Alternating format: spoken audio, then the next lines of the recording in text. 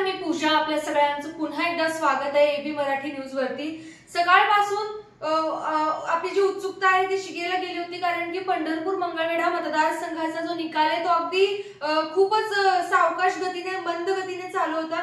मात्र आता जी शेवटची फेरी होती, 26वी फेरी जी आहे, त्याचा अंतिम निकाल आपल्या हाती आलाय आणि खरं तर यामध्ये समाधान आवताडे हे विजयी झालेले आहेत. पंढरपूर मंगळवेढा मतदारसंघाचे आमदार म्हणून समाधान आवताडे यांचं नाव जे आहे ते जाहीर झालेलं आहे.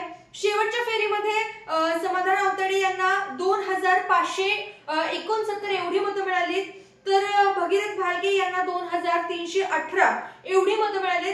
एकूण मतांचा विचार केला, संपूर्ण एकूण मतांचा, तर समाधान आवताडे यांना 1,23,931 एवढी मतं मिळाली, तर भगीरथ भालके यांना 1,15,615 एवढी मतं मिळाली. त्यामुळं 8,316 मतांनी समाधान आवताडे हे विजयी झालेत.